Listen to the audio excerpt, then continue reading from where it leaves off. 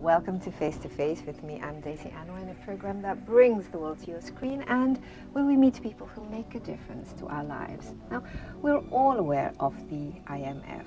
14 years ago, Indonesia went through a period of economic crisis that forced the country to receive loans from the IMF, or the International Monetary Fund. Now, the program of the loans came with tough conditions that brought hardship to the people, and until recently, the IMF has always been regarded in a rather negative light. Today, relations between Indonesia and the IMF have evolved to a different level, as both Indonesia and the IMF have gone through major changes and each has learned from past experience. Recently, I talked to the managing director of the IMF, Christine Lagarde, on what the relationship between Indonesia and the IMF is all about today, here on Face to Face with Daisy Anwar.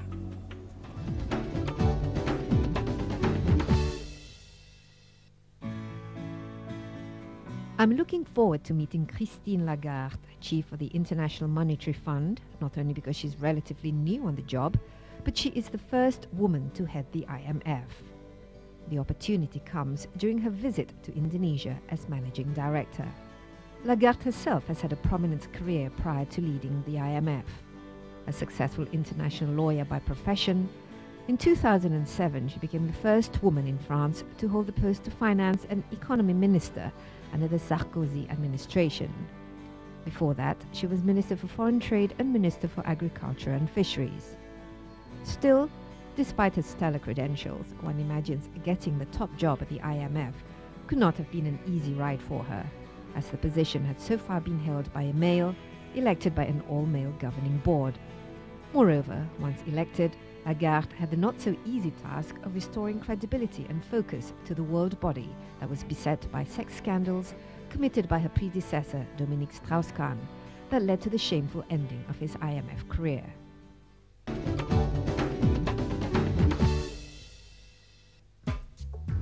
Christine Lagarde's visit to Indonesia came almost a year after she took the helm.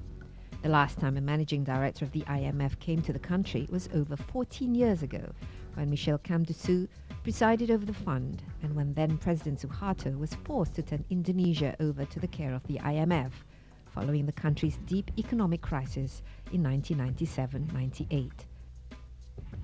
And the feeling that the IMF and its tough conditions was somehow behind the worsening of the country's economic and social conditions. This time, however, the visit by the IMF chief has a far more cordial tone. Lagarde, who was ranked 9th as the most powerful woman in the world by Forbes magazine in 2011, is, after all, visiting a country that has more or less managed to pull itself out of its deep economic crisis and financial debt, and learning to stand on its own 2 feet as a dynamic democracy. I'm interested to know how the IMF views Indonesia and the nature of the relationship between them today. Thank you, Madame Lagarde. Welcome to Jakarta, welcome to Indonesia. And you are no stranger to this country. You came here in different capacities as a lawyer, as a former French minister, but this time as a managing director of the IMF. So tell us about your visit this time. Do you have any particular agenda? What are you hoping to get out of your visit to Indonesia? Well, first of all, it's a pleasure to be back in Indonesia. Indonesia is a country where I have friends, personal friends, and where I have colleagues, former colleagues, Minister of Trade, Minister of Tourism, Minister of Finance, Governor of Central Bank, many, many good contacts here, and I'm always delighted to see them again. My visit to Indonesia is the development of a partnership that I think we have established very positively, very fruitfully with the Indonesian authorities. The IMF is, as you know, an international institution that serves 188 members, but the membership in Asia is very active, very engaged in the initiatives taken by the fund. So it's important for me to visit the membership, to hear what they are concerned about, to listen to their story, to listen to the voices of Asia. And having just been to Japan and going later on to Thailand, it was important that I could spend 3 days in Indonesia.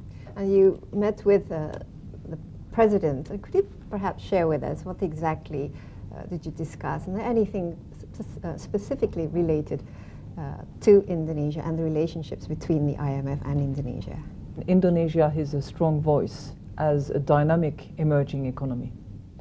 So I was extremely privileged to see him again on this trip to Jakarta. We had a long and thorough discussion about three things. One is the current economic situation of the country and its good results. Two, the current situation of the global economy with a particular focus on Europe and the United States, which are two areas of potential risk. And third, the relationship between Indonesia and the IMF. Okay, I'd like to take up on that relationship between Indonesia and the IMF. Because of 14 years ago, perhaps the word IMF is not exactly the most popular word that the sentiment towards the IMF here in Indonesia. Now, this time, what is the feeling you get, the relationship between the IMF and Indonesia? What kind of emotions or the feeling that you get in this trip? Well, you live with your memories, and your future is obviously built on the stories of the past. And I'm not pretending that they did not exist and that the country did not go through a very, very difficult time. There's no question about it. I don't think that the IMF can be held accountable for all the miseries of the world, but the country has gone through a tough time. But Indonesia is a different country. It's a successful economy. It's one that is pooling, that is producing some of the best results in the world. It's a leader of the ASEAN region. It's a leader in the world. And as I said, its voice is heard and matters. And so I think you draw strength and confidence from the development of the economy, from what the country has been able to go through. And I sense that there is, a very positive set of vibrations coming out of this economy, with a real potential for growth, for development, for inclusion of the less privileged population, and a clear concern for not only this, sustainable, solid and balanced growth, but an inclusive growth. And the IMF is completely on board with those objectives and with the strategy of your president.